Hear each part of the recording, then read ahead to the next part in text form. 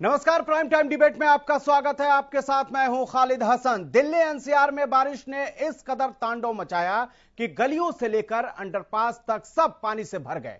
Cyber city Gurugram के राजीव चौक का underpass तो मौत का अंडरपास बन गया। अंडरपास में 6 फीट से 8 फीट तक पानी भर गया, जिसमें एक युवक की डूबने से मौत हो गई। शाम करीब 4 बजे 112 पर राहगीरों ने कॉल करके इसकी सूचना दी थी, जिसके बाद रेस्क्यू टीम मौके पर पहुंची और 1.5 घंटे बाद युवक के शव को निकाला गया। करोड़ों रुपए की लागत से बना अंडरपास एक मासूम की जिंदगी निकल गया। अब सवाल यह है कि इस मौत का जिम्मेदार कौन है?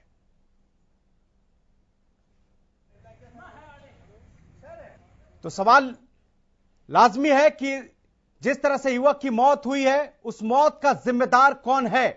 क्योंकि राजीव चौक अंडरपास में जिस तरह से एक युवक की जान गई है, सवाल यह भी है कि जब अंडरपास में पानी भर गया था तो नगर निगम या जिला प्रशासन या पुलिस ने उस अंडरपास को बंद क्यों नहीं किया?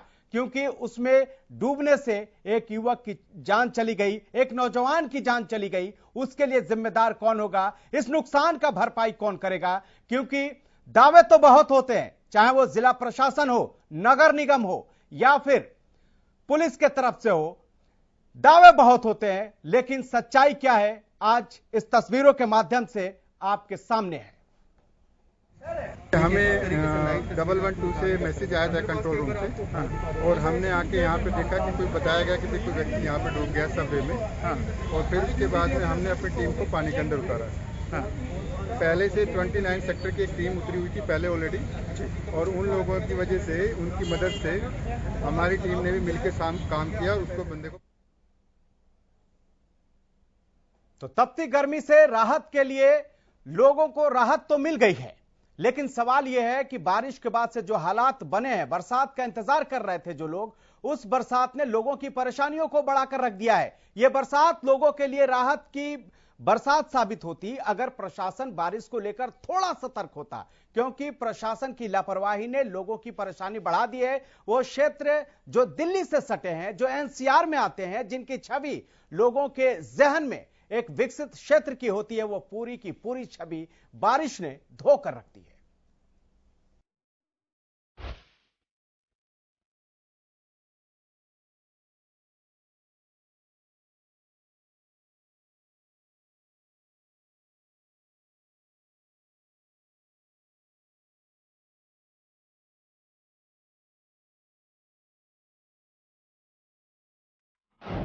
उमस भरी गर्मी हुई गुल, जल भराव की समस्या फुल, सड़कों पर बने बड़े बड़े होल, प्रशासन के दावों की खुली पोल।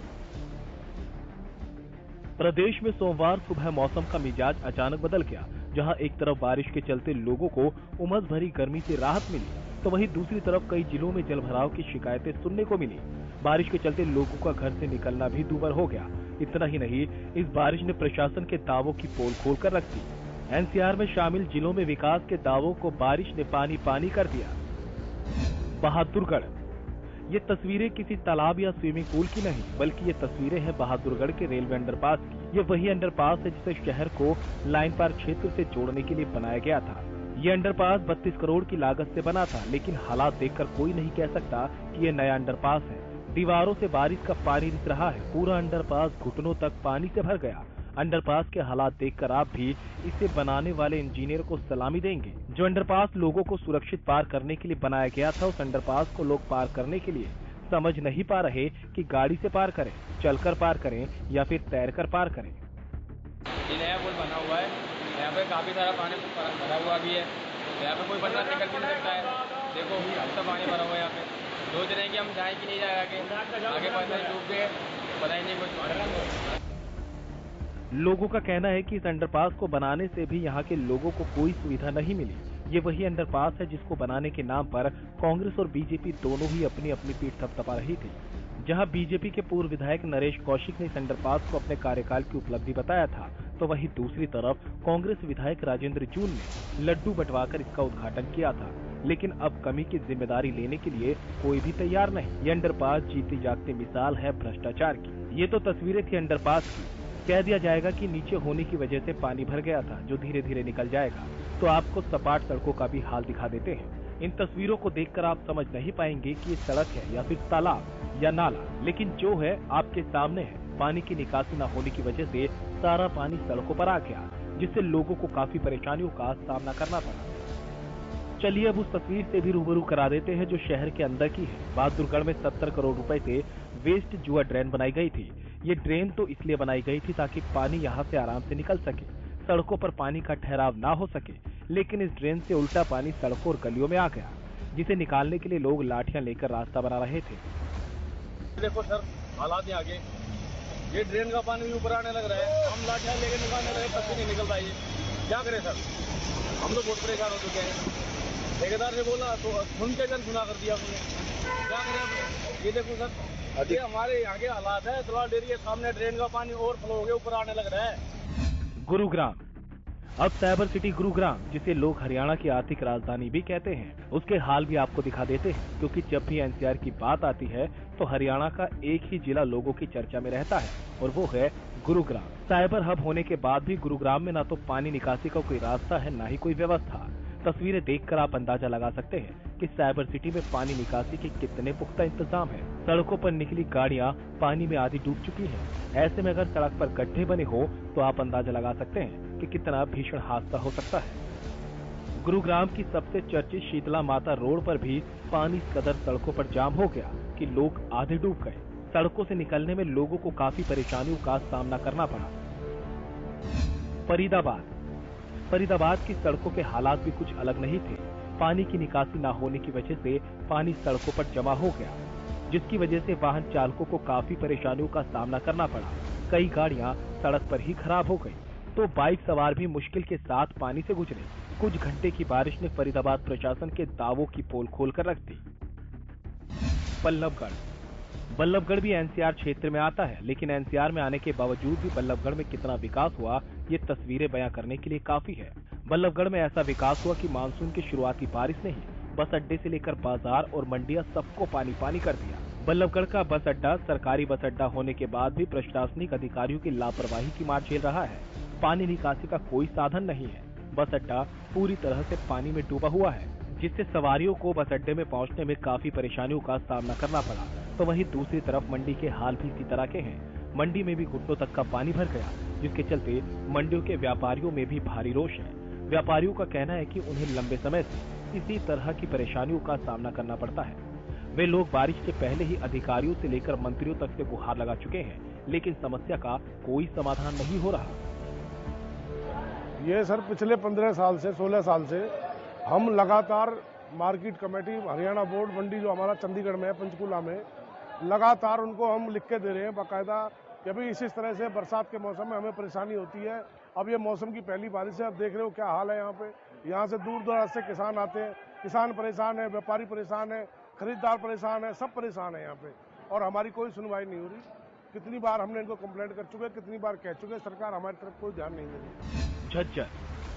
बात झज्जर की करें तो झज्जर के लोगों को भी बारिश के मौसम में जलभराव की समस्या से दो चार होना पड़ता है। शहर में तो जलभराव कम देखा गया, लेकिन गांव में पानी घुटनों तक भर गया, जिसकी वजह से पानी घरों में भी घुस गया और घर में रखा सामान भी पूरी तरह से भीग गया। इतना ही नहीं, लोगों को छतों पर जाना पड़ा। सोनीपत, बात एनसीआर की हो तो सोनीपत का भी जिक्र होता है। सुबह से ही बारिश ने सोनीपत में जहां एक तरफ किसानों के चेहरे पर मुस्कान ला दी, तो वहीं दूसरी तरफ प्रशासन के दावों की पोल भी खोलकर रख दी। गलियों और सड़कों पर पानी इस कदर भर गया कि सब कुछ डूब गया। धान के किसानों का कहना है कि खेत सूखे पड़े थे, बारिश के बाद अच्छी फसल होने की उम्मीद जागी है। बारिश बहुत अच्छी हुई है सर, गर्मी से बहुत लोग परेशान थे, खेतों में पानी नहीं था, जमीन बिल्कुल सूख गई थी। धान की फसल लगाई हमने, बिल्कुल धान सूख गए थे, और अब बारिश आई है तो अच्छा लग रहा है सर। पानी बहुत ज्यादा बारिश हुई है। किसानों के लिए तो बारिश वरदान बनकर आई, लेकिन जिन इलाकों में बारिश के चलते जल भराव की स्थिति पैदा हुई, उन इलाकों के लिए बारिश किसी अभिशाप से कम नहीं रही। राई में भी बारिश ने लोगों की परेशानियों को बढ़ाकर रख दिया। शुरुआती बारिश ने ही घरों और पार्किंग को पानी पानी कर दिया, तो अंदाजा लगा सकते हैं कि बरसात के मौसम में राई के इन इलाकों के क्या हाल होने वाले हैं। जैसा भी ये बारिश आई है, यहाँ पे कोई ड्रेनेज व्यवस्था नहीं है और बड़ा रिस्की है। सारी मतलब ऐसा ही एक बारिश हो जाएगी तो मुझे ऐसा लग रहा है कि बेसमेंट ही गिर जाएगा यहाँ पे। और कोई ड्रेनेज सिस्टम भी नहीं है। बिल्डर ने जब इसको बना के दिया और उसने कभी प्रबंध नहीं किया कि इतना पानी आएगा और ये कहाँ जाएगा। और हमारे पास यहाँ साथ में जुम्मन लगती है, कल है भविष्य में कोई इतना पानी आ जाता है तो यहाँ तो बाढ़ आने में कोई 1 मिनट नहीं लगेगी। कहने को तो प्रशासन बारिश से पहले तमाम दावे करता है कि वो बारिश के लिए पूरी तरह से तैयार है, लेकिन प्रशासन की तैयारियां कितनी थी वो आपको इन तस्वीरों ने साफ कर दिया होगा। Bureau report, Haryana news.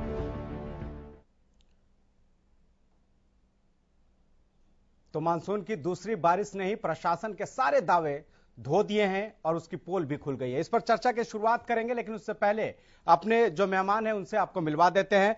Rituraj सामाजिक कार्यकर्ता हमारे साथ जुड़ गए हैं। सर, स्वागत है आपका। सतीश नंबरदार राष्ट्रीय महासचिव हैं भाकियू के, हमारे साथ जुड़ गए हैं। सर, स्वागत है आपका। प्रोफेसर विदु रावल, प्रवक्ता बीजेपी के, हमारे साथ जुड़ गए हैं। प्रोफेसर साहब, स्वागत है आपका।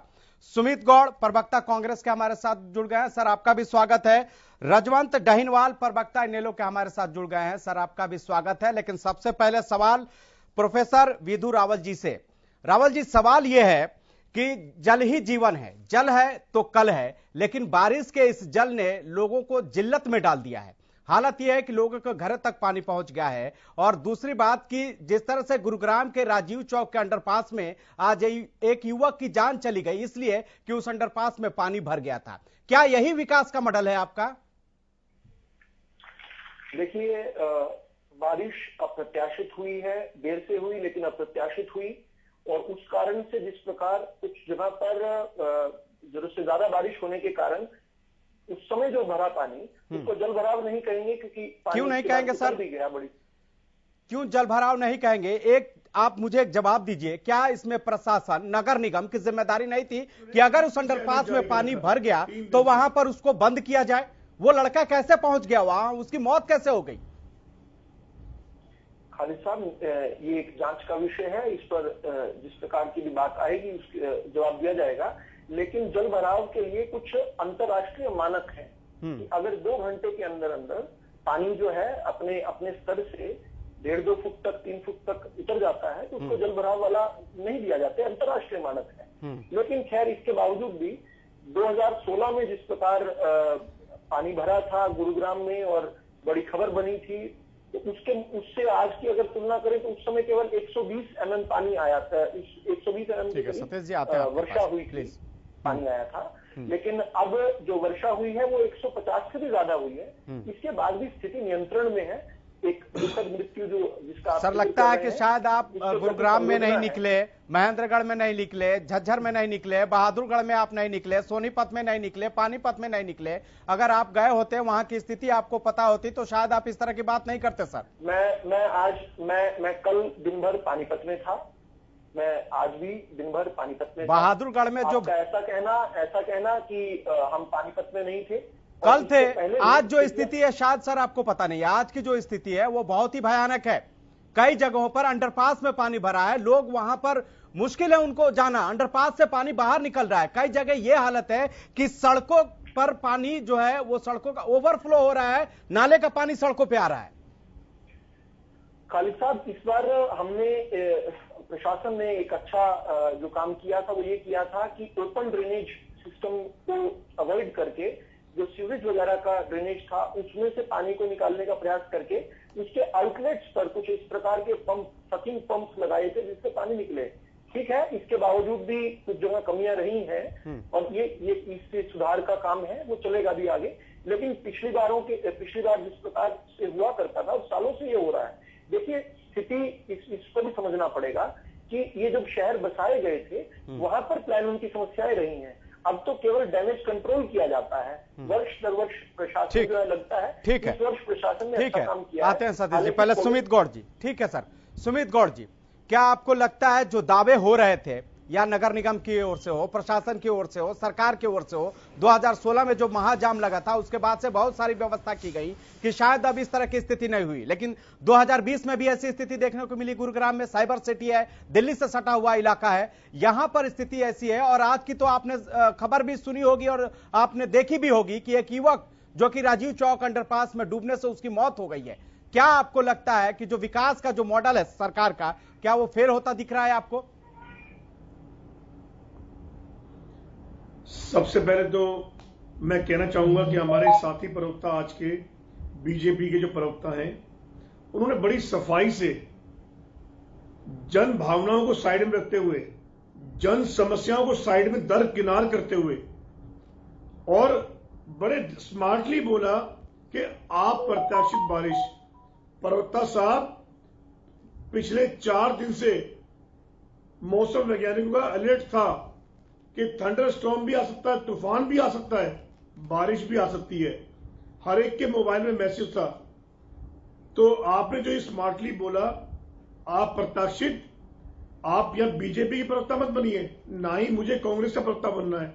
हम यहां आए हैं जनता की समस्या को रावत साहब आते हैं आपके पास के लिए, आप ही से जवाब देंगे, दूर करने के लिए।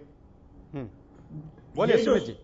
ये बीजेपी वाले इनको 7 साल हो गए सत्ता में, चाहे आज मेरा गला थोड़ा खराब है बोल बोल के, इनको 7 साल हो गए केंद्र में और प्रदेश में। समस्याएं बड़ी हैं और समस्याओं ने विकराल रूप धारण कर लिया है। मुझे कहने में गुरेज नहीं, कांग्रेस पार्टी के टाइम में भी थोड़ी बहुत दुख तकलीफें होती थी, लेकिन ऐसा आलम कभी नहीं था, ऐसा जंगल राज कभी नहीं था, ऐसा गुंडा राज कभी नहीं था, ऐसा अधिकारी राज कभी नहीं था। आप ये देखिए, आज गुरुग्राम में अंडरपास में एक आदमी की डेथ हुई है, और मैं बात करूंगा फरीदाबाद की, क्योंकि मैं फरीदाबाद से आता हूं, मैं वहां की बात उठाऊंगा। फरीदाबाद में ओल्ड फरीदाबाद का अंडरपास है, आज वहां पे लोग नाव चला रहे हैं, वहां पे गाड़ियां ट्रैक्टर से खींची हैं, वहां पे 2 लोग डूबे बाइक पे।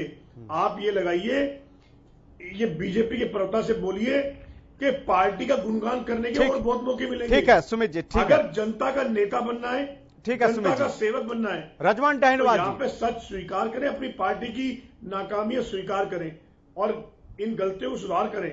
ठीक है, ठीक है, सोई हुई ठीक है। प्रोफेसर साहब जल्दी से आप जवाब दे दीजिए, फिर टहलवाल जी के पास जाएंगे। अच्छा होता मेरे साथी प्रवक्ता कांग्रेस के जो प्रवक्ता हैं वो अपनी गलती को स्वीकार करते, किस प्रकार अदूरदर्शिता से किस प्रकार इन शहरों को बसाया गया है। लेकिन खैर, मैं इन चीजों में नहीं जाना चाहता। आज एक दुखद मृत्यु हुई है, उसके बाद हम इतने संवेदनहीन नहीं होने चाहिए। बीजेपी कांग्रेस करते हैं,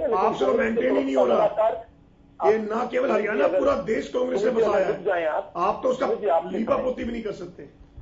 सुमित जी, आप राजनीति से कब आ जाएंगे? आप लोग राजनीति हर चीज में क्यों करना चाहते हैं? ठीक है, ठीक है सर, ठीक है। एक दुखद हत्या हुई, एक दुखद मृत्यु हुई है, उस पर संवेदना रखिए। आज अपनी राजनीतिक रोटियां सेकने का विषय नहीं है। ठीक है सर, आज बैठकर रावल जी करने का विषय। रावल जी ठीक है। रजवान जी भी हमारे साथ जुड़ गए। रजवान जी, सवाल वही है कि आखिर सरकार और प्रशासन जनसेवा कर रहे हैं। ठीक है सर, सुमित जी प्लीज जरा रजवान जी को भी हमें लाने दीजिए डिबेट में। सुमित जी, रावल जी प्लीज, किस प्रकार बसा हुआ है रावल जी, और भी मेहमान है सर, और मेहमान है, जरा उनको भी डिबेट में शामिल करने दीजिए ना। मुद्दे को भटकाइए मत ना रावल जी, मुद्दे को भटकाइए मत। सुमित जी प्लीज, आपसी लड़ाई नहीं करना है सर, जनता की बात करनी है सर, जनता की बात करनी है। आप लोग मुद्दों को ना भटकाएं। मैंने अपनी ओपनिंग स्टेटमेंट में एक बार भी कांग्रेस का नाम नहीं लिया। ठीक है, ये लोग राजनीति करने से बात नहीं आ रहे हैं। ठीक है, अपनी पार्टी की नाकामियां स्वीकार करें। ये अपनी गलतियों को ठीक है, दूसरों को सिर्फ कैसे बोल सकते हैं? 7 साल आपको भी मौका मिला है, 7 साल से आपको भी मौका मिला है, लेकिन ठीक है, दोनों आदमी please Rizwan ji please. Sir हमारे पास और भी गेस्ट है, सुमित जी और भी गेस्ट है हमारे पास। रजवान जी, जो पैसा ड्रेनेज को ठीक करने के लिए, नालों को ठीक करने के लिए दिया जाता है, क्या वो पैसा नालों में बह जाता है? क्या होता है वो पैसा? बिल्कुल, देखिए अभी करें, सबसे पहले तो एक बात करते हैं, सबसे पहले एक बात कर रहे हैं कि ये जो मुद्दे हैं ये कोई राजनीतिक मुद्दे नहीं है, ये जनता से जुड़े हुए मुद्दे हैं, और इन पर अगर राजनीति की जाए तो शर्म आनी चाहिए इन राजनेताओं को, इन पार्टियों को। आज जिस प्रकार जनता परेशान हो रही है, आप अगर साइबर सिटी की, अकेले साइबर सिटी की बात नहीं करना, अगर पूरे हरियाणा की बात करें, साइबर सिटी की बात करें, अहिरवाल का लंदन कहने वाले रेवाड़ी की बात करें, महेंद्रगढ़ की बात करें, तो जनता कहां परेशान नहीं है। वहां पे बहादुरगढ़ में आपने बता दिया, झज्जर के हालात आपने बता दिए, महेंद्रगढ़ के डीसी के निवास में पानी घुस गया, और वहां पे वो अपने घर से बाहर सोच के देखिए, जब महेंद्रगढ़ के डीसी के घर में पानी घुस गया तो और आम जनता उनसे क्या उम्मीद करेगी। सोनीपत में भी इसी तरह से पशु चिकित्सालय में पानी घुसा पड़ा है। बात करें, बस स्टैंड की बात करें, या शीतला माता रोड का जो हाल आज हमने देखा है, बिल्कुल। और ऐसी अकेले एक बात नहीं है। अगर बात करें हम अंडरपास की, तो रेवाड़ी से हाईवे पे और नानोन रोड पे, रेवाड़ी से नानोन रोड पे इतने अंडरपास है, 16-17 अंडरपास है। किसी भी अंडरपास में निकलने का कोई रास्ता नहीं है, वहां पे पानी भरा हुआ है। अगर वहां पे किसी की जान माल का नुकसान हो जाए तो उसका जिम्मेदार कौन? मैं आपको परसों की घटना बताता हूं। ठीक है, परसों की घटना में खरखड़ा बाईपास में एक सवारियों से भरी बस वहां पे फंस गई, और अगर वहां पे कोई बड़ी अनहोनी घटना घट जाती तो सरकार के पास सिवाय अफसोस करने के कुछ भी नहीं रह जाता। मतलब सरकार जो अपनी जिम्मेदारियां हैं उनसे पीछे हटने का काम कर रहा है, प्रशासन अपना काम पूरा कर नहीं पा रहा। ठीक है सर। सतीश नंबरदार जी भी हैं हमारे साथ, राष्ट्रीय महासचिव भाकियू के जुड़ रहे हैं। ये हालात ऐसे बने हुए हैं कि एक मिनट जरा किसान नेता को भी इसमें जोड़ लेते हैं ना, बात को अपने फेलियर को स्वीकार करें। ठीक है सर, हम उनसे जवाब ले लेंगे।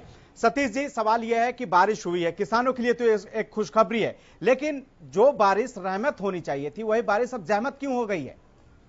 क्या कोई व्यवस्था ऐसा नहीं करना चाहिए था कि ये पानी किसानों के खेतों तक पहुंच जाए? इस तरह का कुछ प्लानिंग किया जाता? खालिद भाई, ये सरकार केंद्र में भी और राज्य में भी झूठे राष्ट्रवाद का नारा देके आई हुई है। किस तरह मोदी जी बोलते थे, ये गुजरात मॉडल है, ये गुजरात मॉडल लेके आऊंगा, लेकिन आज तक किस तरह हत्याएं हो रही हैं। जिस दिन हमारे किसान आंदोलन में एक आदमी शहादत हो गई थी, इन्होंने पूरे के पूरे आंदोलन को बदनाम करने के लिए बोला था, लेकिन आज मैं बीजेपी के प्रवक्ता से पूछना चाहता हूं, क्या सीएम साहब इसकी जिम्मेवारी लेने के लिए तैयार है? और रही बात दूसरी, आज बारिश होगी, आज किस तरह दर दर किसान भटक रहा खाद के लिए, इनके पास आज किसान को देने के लिए खाद नहीं, कुछ भी देने के लिए नहीं। यह सरकार सिर्फ झूठे वादा करना जानती है, आज तक काम करना नहीं जानती। किस तरह आज पूरे का पूरा प्रदेश, गरीब जनता किस तरह आज सड़कों पे बैठी हुई है। जो ये गरीब मेरे जो लवार भाई हैं, जो ये भूपड़िया बोलते हैं, आज किस तरह आज उनकी खराब माटी देखी है। आज मैं पूछना चाहता हूं खट्टर सरकार से, जो इस तरह के अंदर के लिए आई थी और ये बोल रहे थे अभी 32 करोड़ रुपया किस तरह घोल कर पीने का काम हुआ, और बोलते हैं ना अरे भैया तो कांग्रेस के राज में हुआ। आपका शासन 7 साल का नहीं, आपका शासन 14 साल का है। आपने चौटाला साहब के साथ भी मिलकर सरकार चलाने का काम किया था। किस तरह हरियाणा को आपने पीछे धकेलने का काम किया है। ठीक है, ऋतुराज जी सामाजिक कार्यकर्ता हैं, आप गुरुग्राम को बहुत करीब से जानते हैं। आप जिस तरह से अभी कह रहे थे प्रोफेसर साहब की ये स्थिति हर जगह नहीं है, अगर 2 घंटे में पानी निकल जाता है तो उसको जल जमाव नहीं माना जाता है। क्या आपको लगता है कि जिस तरह से हमने देखा है, चाहे झाड़सा चौक की बात कर लें या फिर पूरे हाईवे पर बात कर लें, जिस तरह दोनों तरफ स्थिति था अभी बारिश के बाद, या फिर शीतला माता मंदिर के पास जो स्थिति है, लोगों के कमर तक वहां पर पानी है, क्या आपको लगता है कि ये स्थिति ठीक हो जाएगी? देखिए, पहली बात, जैसे बीजेपी और कांग्रेस के जो प्रवक्ता हैं उन्होंने कहते ना कि एक डेथ हुई है गुड़गांव के अंदर, और जैसे कांग्रेस के प्रवक्ता ने कहा कि 2 लोग फरीदाबाद में भी डूबे हैं। ऐसी संवेदनशील चीज पे भी इन लोगों की इस तरीके से बहस करना वो बेहद निंदनीय है, पहली चीज। दूसरी चीज, प्रोफेसर साहब ने शायद डैमेज कंट्रोल अपनी पार्टी की नीतियों का करने का प्रयास किया है कि जो अनएक्सपेक्टेड बारिश हुई, अनएक्सपेक्टेड बारिश एक तूफान नहीं था, ना ही ये इतनी ज्यादा बारिश थी कि पूरा शहर डूब जाए। इन्होंने बात करी, प्रोफेसर साहब हैं, शायद इनको पता होगा कि इंटरनेशनल मानकों के हिसाब से, आपने बिल्कुल ठीक कहा कि 2 घंटे का जो समय होता है उसके अंदर पानी उतर जाना चाहिए, लेकिन रात को 2 बजे से लेकर के अगर दोपहर 2 बजे तक वो पानी नहीं उतरता है तो वो कहीं ना कहीं जल भराव और गलत नीतियां या लापरवाही उसी के संज्ञान में आएगा। वो इंटरनेशनल जो मानक है उन पे नहीं बैठता। आज शहर की बात करें तो इनकी तैयारियों से पहले गुड़गांव जो है वो हरियाणा को 75% रेवेन्यू देता है।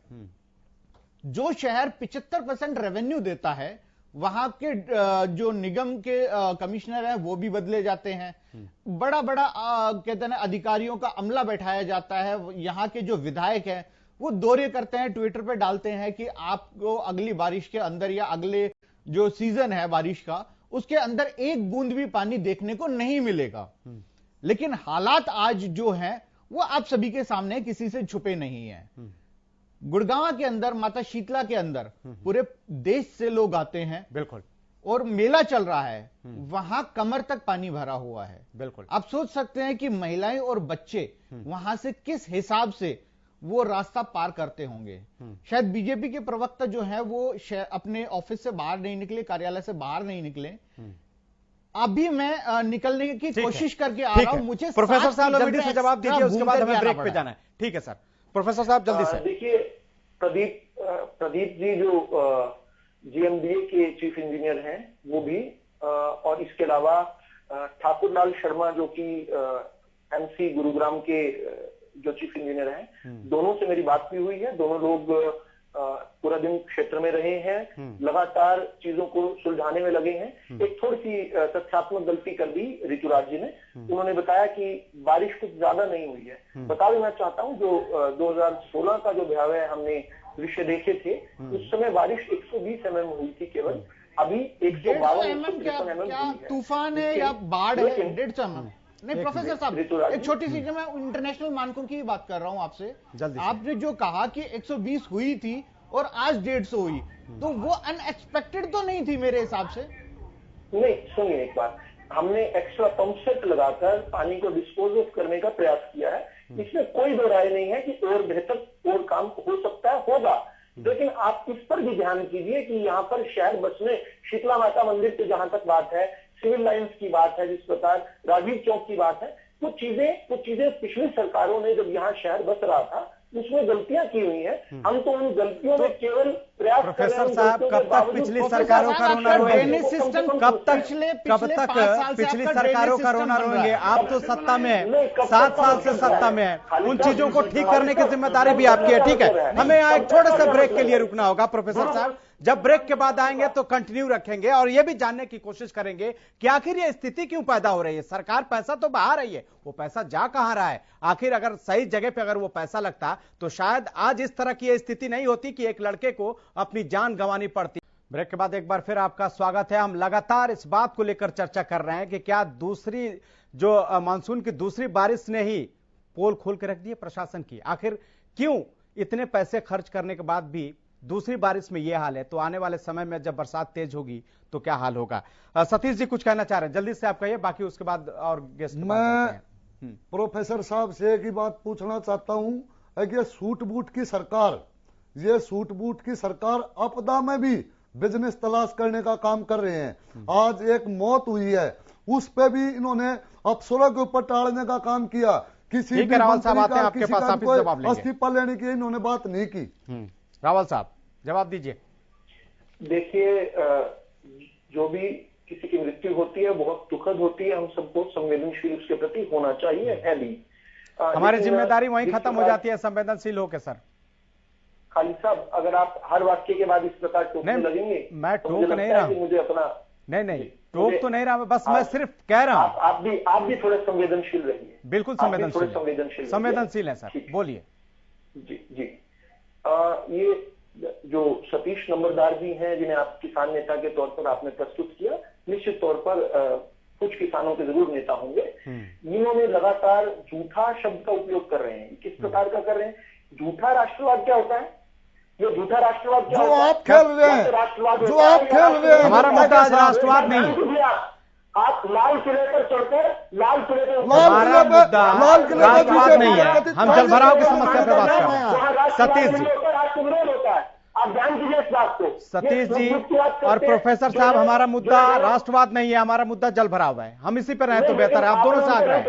आपने उनको गलत बातें बोलने से नहीं टोका, आपने नहीं टोका, इसलिए मुझे जवाब देना पड़ रहा है। और ये क्या सूट बूट की क्या बात कर रहे थे? और सूट बूट की सरकार आपकी, विकास की सरकार नहीं है। आज किस तरह लोगों की नौकरियां भुखमरी के कारण प्रदेश खड़ा हुआ है। हम लोग खेत के अंदर काम करने वाले लोग हैं। हम लोग वहां पर टेंट में एसी लगाकर पत्थर पर काजू और किशमिश नहीं चाट रहे हैं। आज देश का युवा बेरोजगारी की तरफ बढ़ रहा है और मेरे माननीय प्रधानमंत्री 8-8 हजार करोड़ के जहाज खरीदने का काम कर रहे हैं। राष्ट्रवाद केवल एक होता है, या तो राष्ट्रवाद होता है या राष्ट्रविरोध होता है। भारत तेरे टुकड़े करने वाले राष्ट्रवाद की बात नहीं कर सकते। हमारा मुद्दा प्रोफेसर साहब वो नहीं है जिस पे आप लेक्चर दे रहे हैं। हमारा मुद्दा हमने आपको मौका दे दिया, आपने जवाब दे दिया। अब आपको मौका दे दिया, आपने जवाब दे दिया। अगर हमने नहीं टोका तो इसका मतलब यह नहीं कि आप मुद्दे से भटक जाए। मुद्दा हमारा जल भराव है। सवाल मेरा ये, एक आदमी की जान गई है, उस पर सिर्फ संवेदना से काम नहीं चलेगा। उस पर आपने एक्शन लिया, जो नगर निगम को लेकर आपने एक्शन लिया, जो वहां पे चीफ इंजीनियर है जिनकी जिम्मेदारी है, कोई एक्शन लिया? खालिद साहब कोई भी अगर दोषी होगा तो निश्चित तौर पर आप यह आश्वस्त हो जाइए, निश्चित तौर पर उस पर कार्रवाई भी होगी और इस कार्रवाई को दिखेगी आपको ये कार्रवाई। ठीक है, प्रदेश देखेगा कि क्या कार्रवाई कल होती है और इसको लेकर किस तरह के वहां पर रणनीति बनती है। लेकिन हमारे साथ सुमित गौड़ जी, जिस तरह की हमने स्थिति दिखाई हरियाणा में, पूरे लगभग जिले में दिखाया कि क्या स्थिति है, शहरों में खास करके सोनीपत में देखा कि स्टेट हाईवे पूरी तरह से वो जलमग्न हुआ है। वहां पर जो अस्पताल है पशुओं का, उसमें भी पानी घुसा पड़ा है। इसके अलावा हमने फरीदाबाद में दिखाया कि कैसे अनाज मंडी में, सब्जी मंडी में पानी है, वहां पर व्यापारी रो रहे हैं। वो कह रहे हैं कि इसको लेकर हमने आवाज उठाई लेकिन कोई सुनवाई नहीं, और 15-20 साल से यही हाल है। तो क्या एक दूसरे पे आप लोग आरोप लगाकर और जनता को उसके हाल पे छोड़ देंगे? देखिए, ये बात एक दूसरे पर आरोप लगाने की बात नहीं है इस समय, क्योंकि आप भी रहे हैं ना पिछले सच्चाई को स्वीकार करना है, अपने फेलियर को एक्सेप्ट करना है और अपनी सरकार की कोई कमी है तो सरकार को जगाना है। देखिए, इन्होंने आज से 4 साल पहले एक वर्ड निकाला था स्पेशली फरीदाबाद गुड़गांव के लिए, स्मार्ट सिटी। अब ये जो भी स्मार्ट सिटी थी, स्मार्ट सिटी ना बन के नर्क सिटी बन गई है। नर्क सिटी, जीवन जीना इतना बदतर हो चुका है इस बीजेपी राज में, और हम खाली मौसम को ही क्यों कोसे। आप किसी भी फ्रंट पे देख लीजिए, जीडीपी, बेरोजगारी, क्राइम, भूखमरी, दलितों के खिलाफ क्राइम, आप कोविड फेल्योर, आप बहुत अच्छा हथियार है आप लोगों के लिए। कोई दलित के नाम पर सियासत करता है, आप लोग भी दलित के नाम पर सियासत करते हैं। हमें उस सियासत में नहीं पड़ना है। हमें इस प्रोग्राम का मकसद है कि जो लोगों को परेशानी हो रही है, सुमित साहब, अगर आपके दरवाजे पे पानी पहुंच गया तो कितनी परेशानी हो रही है, इस पे सवाल लोगों को जवाब चाहिए। एक आम आदमी जिसके दरवाजे में पानी पहुंच गया है, जिसके घर में पानी पहुंच गया है, जो बाहर नहीं निकल सकता है, उस पर कोई प्रोग्राम बनाइए, बल्कि आप लोग सियासत न कीजिए। सुमित जी, ये अपनी दलित सरकार एक चला रही है और एक दो साल में 7 साल हो गए, निरंतर 7 साल में बेसिक सुविधाएं देने में जो सरकार फेल हुई है, पिछले 7 सालों में केवल इन्होंने प्रोफेसर साहब आते हैं आपके पास जी, विज्ञापन किया है, चोचलेबाजी करिए। ठीक है। ऋतुराज जी भी कुछ कहना चाहते हैं, बोलिए ऋतुराज जी जल्दी से, उसके बाद आते हैं डहनवाल साहब आपके पास आते हैं। खालिद जी काफी देर से जी मैं आ रहा हूं सर, जरा ऋतुराज जी बात पूरी कर लें। बेशक बीजेपी की सरकार है, लेकिन उससे पहले कांग्रेस की सरकार थी। और अगर मैं साइबर सिटी गुड़गांव की बात करूं तो साइबर सिटी गुड़गांव को लूट के, खसोट के नोचने का काम जो है वो हुड्डा सरकार ने किया था। हुड्डा सरकार ने सिर्फ रोहतक के अलावा हरियाणा में विकास नहीं किया। जहां तक प्रोफेसर साहब की बात है, इन्होंने कहा कि पिछले समय में जो हुआ, ये हुआ, वो हुआ, प्रदेश में एक सेकंड, सर मैं बोल लूं, साल क्या किया आपने? सर सत्य बुरा लगता है, आप एक्सेप्ट कीजिए।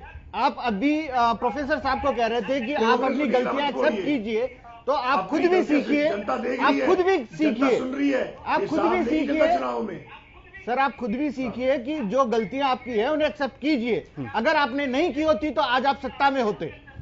अब रही बात प्रोफेसर साहब की, प्रोफेसर साहब के पिछले 70 साल गिनाने लग जाते हैं, तो गुड़गांव के अंदर जो अंडरपास बने हैं, वो फ्लाईओवर बने हैं, वो बीजेपी की सरकार में बने हैं। और आज अगर वो डूब रहे हैं, वो लापरवाही, इनकी कहते ना भ्रष्टाचार, गुड़गांव के ही बीजेपी के जो बहुत बड़े नेता हैं वो बार बार भ्रष्टाचार पे, खट्टर सरकार के ऊपर उंगलियां उठाते हैं। उन्होंने बाकायदा लेटर लिखे हैं। ठीक है, अगर कार्रवाई हुई होती, ठीक है, तो आज गुड़गांव के अंदर एक अधिकारी पे भी आप कार्रवाई करके मुझे बता दीजिए कि 7 साल में एक सिंगल अधिकारी पे कार्रवाई। डैनवाल साहब जल्दी से बात रखिए अपनी। देखिए बात कांग्रेस और बीजेपी एक दूसरे पर आरोप प्रत्यारोप लगा रहे हैं। आज समय आरोप प्रत्यारोप का नहीं है। बात यह है कि पिछले 10 साल कांग्रेस की सरकार रही और 7 साल बीजेपी की सरकार रही।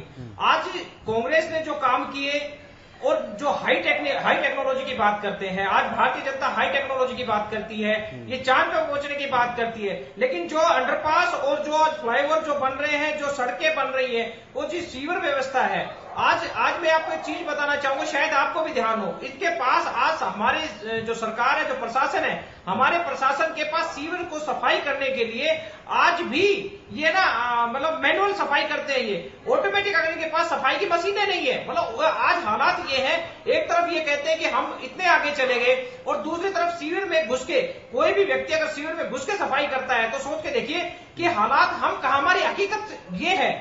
और आज ये बात करते हैं कि पानी का जो भराव आ गया, अकेले एक जिले की बात नहीं, पूरे हरियाणा की बात है। व्यवस्था को दुरुस्त करना सरकार का काम था। ये समय रहते अगर चेतते तो शायद आज व्यवस्था ऐसी नहीं रहती। मौसम विभाग पहले भी इनको सचेत कर चुका था।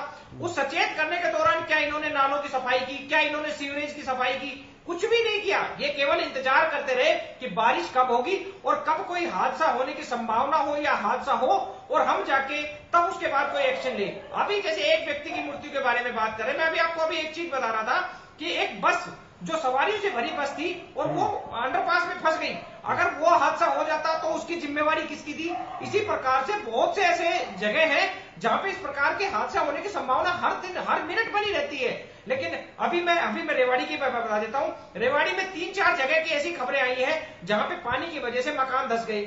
उसका जिम्मेदार कौन है? सरकार और प्रशासन क्या करेगी? मतलब एहतियातन के तौर पर सिर्फ और सिर्फ नुकसान हुआ है उनके भुगतान कौन करेगी?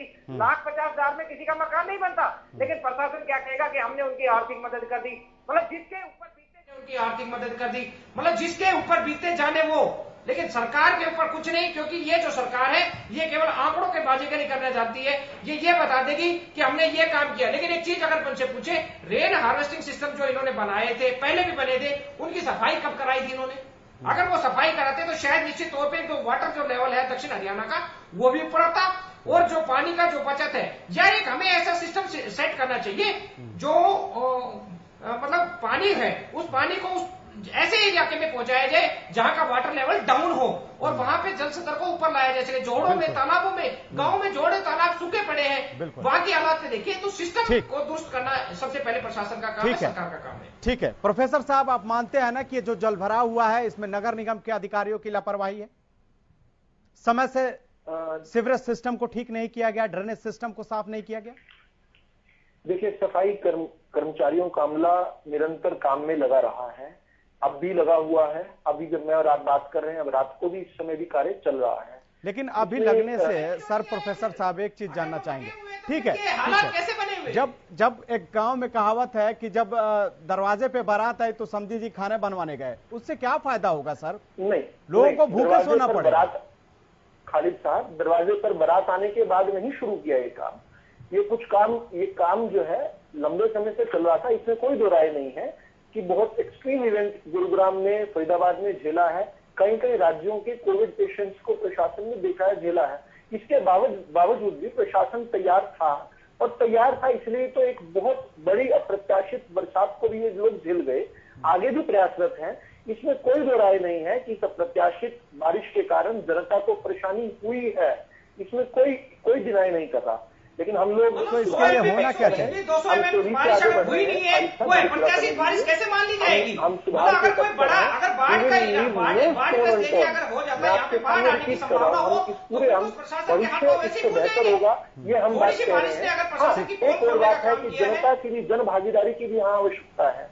सफाई के काम में किस प्रकार सीवरेज की ब्लॉकेज रहती है, उसमें थोड़ी अगर जन जागरूकता रहे तो ये चीजें और बेहतर हो सकती है। इसके बावजूद भी जहां पर सुधार करने की आवश्यकता होगी हम सुधार करेंगे। सिर नीचे कर रहे हैं कि हम निरंतर प्रयासरत हैं एक बेहतर भविष्य हरियाणा को तब तक बारिश का समय निकल जाएगा, जब तक आप सुधार करेंगे प्रोफेसर साहब। बारिश फिर भी आएगी, ठीक है, भी आएगी, जरा अभी भी चल रही है। ऋतुराज जी भी आपसे कुछ कहना चाह रहे हैं, जरा सामाजिक कार्यकर्ता है, बहुत करीब से गुरुग्राम को भी देख रहे हैं जी। गुड़गांव के अंदर कांग्रेस के समय गुड़गांव के एक डीसी साहब ने चेक डैम की एक योजना बनाई थी ताकि जो अरावली का पानी शहर में आता है उसको रोका जाए। 7 साल के अंदर वो योजना अभी तक ठंडे बस्ते में पड़ी हुई है।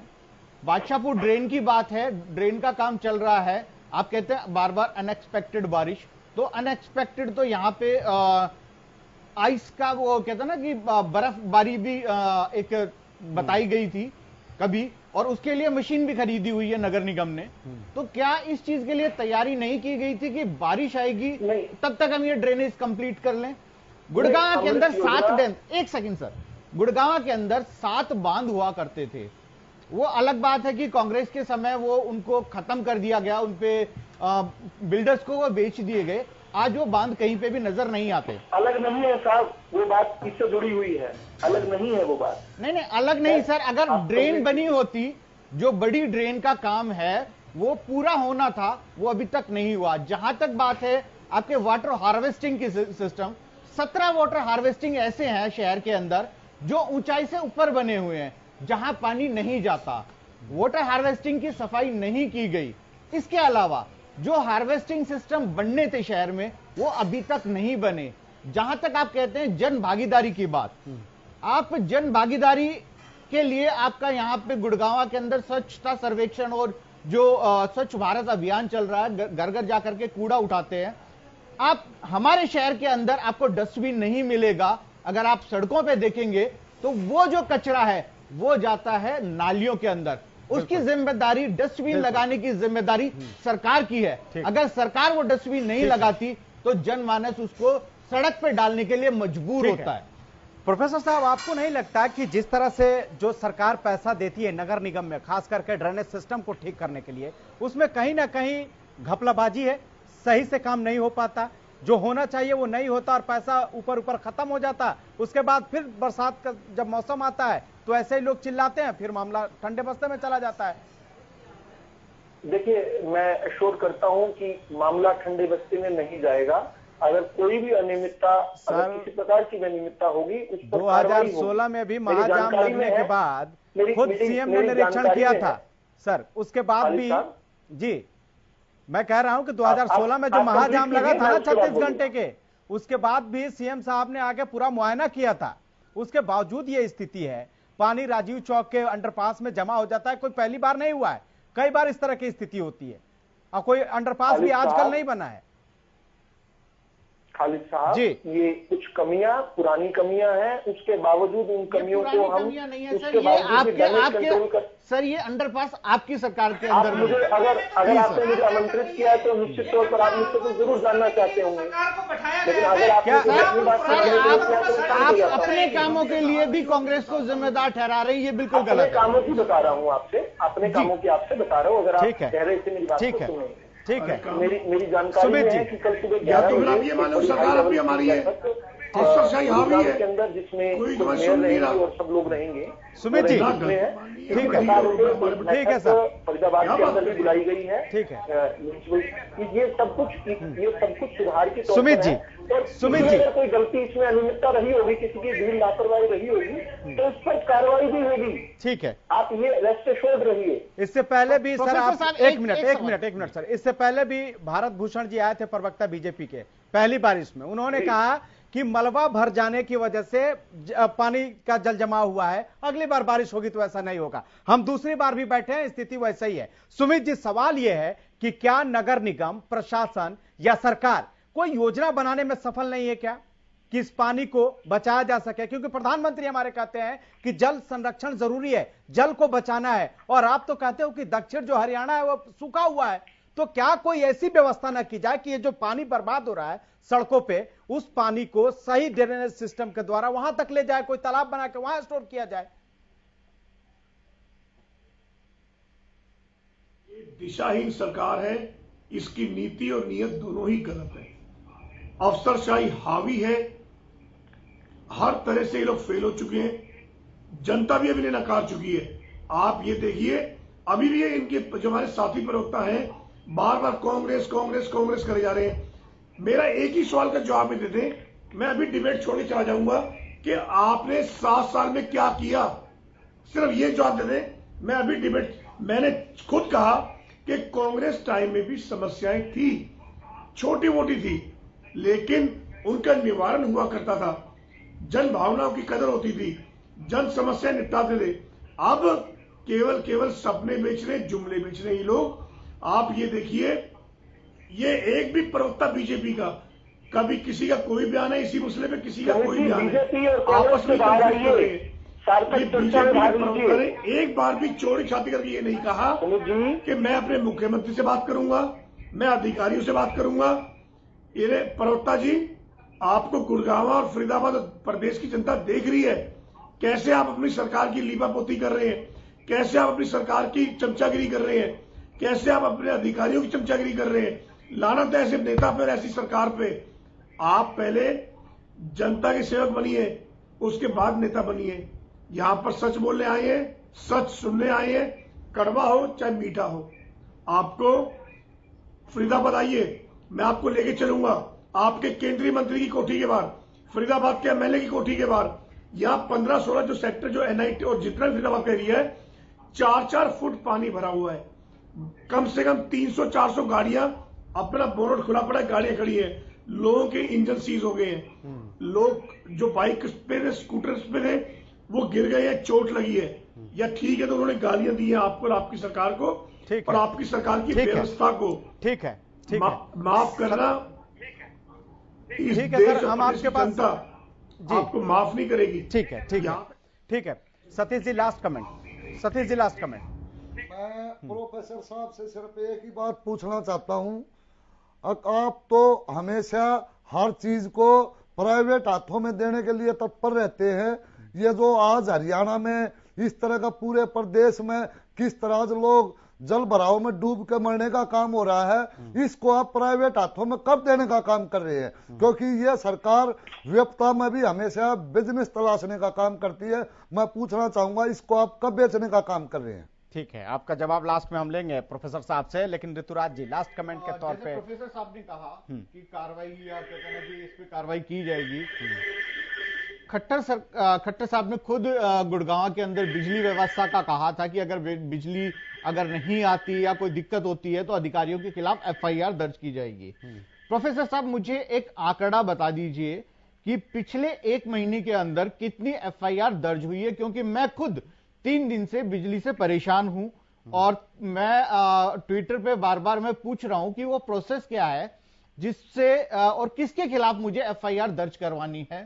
आज भी कहते ना कि रात को, कल शाम 4 बजे से अभी तक हमारे इलाके में बिजली नहीं थी, तो उसका जवाब मुझे दे दे कि अधिकारियों पे कार्रवाई करनी है, एफआईआर दर्ज करनी है, वो प्रोसेस क्या है, किनके खिलाफ? जवाब लास्ट में प्रोफेसर साहब से लेंगे, लेकिन डायनवाल साहब लास्ट कमेंट के तौर पे मैं चाहूंगा कि अपनी बात रखें, क्योंकि जिस तरह की प्रदेश की हालात है बारिश के बाद, अभी तो यह शुरुआत है, अभी अगस्त का महीना बाकी है, सितंबर का महीना बाकी है, अगर 7 दिन 8 दिन लगातार बारिश हुए तो क्या होगा?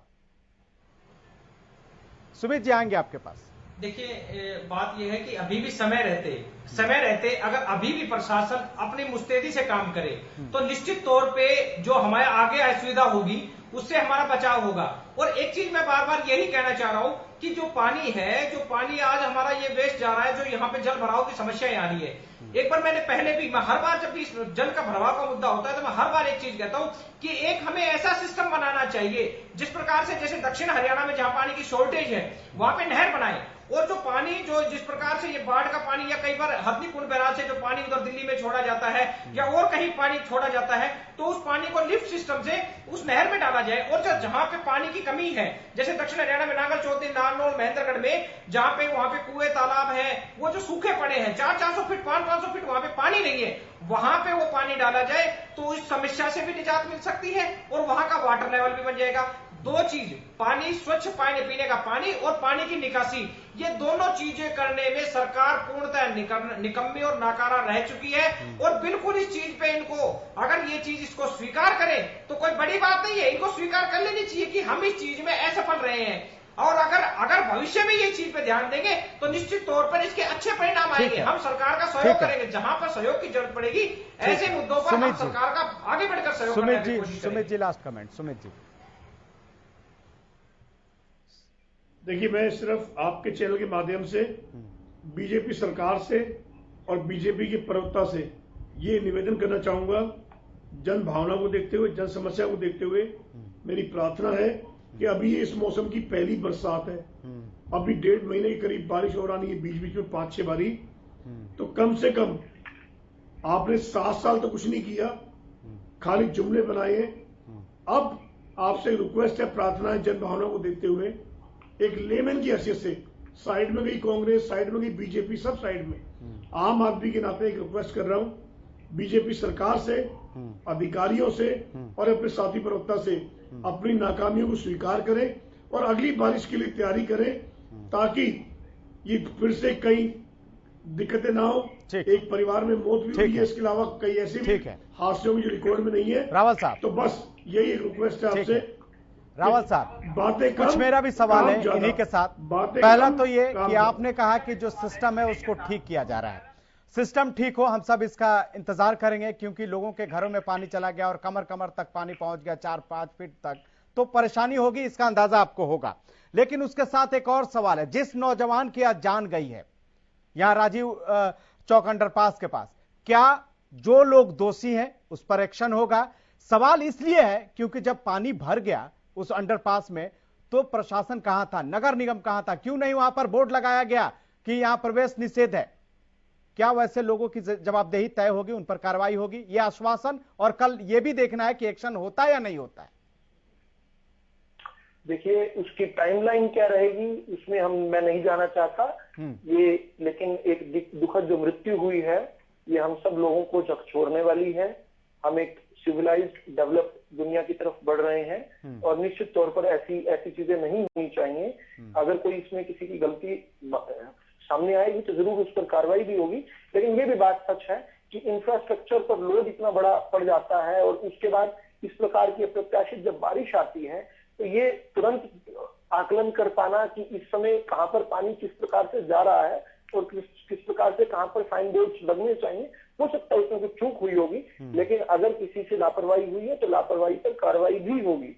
इसमें कोई दो राय नहीं है कि परेशानी का सामना करना पड़ रहा है। ठीक है सर, परेशानी का सामना एक बार खाली जी पूरा करूं, जल्दी से परेशानी का सामना केवल इसी बार करना पड़ा ऐसा नहीं है, ये बहुत पहले ज्यादा करना पड़ता था, धीरे धीरे करते हुए कम हो रहा है। हम निरंतर प्रयासरत हैं कि जनता को परेशानियों से निजात दिला पाए। ठीक है, उम्मीद यही है कि आने वाले समय में जब बारिश हो तो लोगों को इस परेशानी से ना गुजरना पड़े। आप तमाम गेस्ट हमारे साथ जुड़े, इसके लिए आपका बहुत बहुत शुक्रिया। लेकिन सवाल वही है कि आखिर जिस तरह से राजीव चौक अंडरपास पर जिस युवक की जान गई है, क्या लापरवाही किसकी है, और जिसकी लापरवाही है उसकी जवाबदेही तय होगी या नहीं? फिलहाल इतना ही, आप देखते रहिए हरियाणा न्यूज।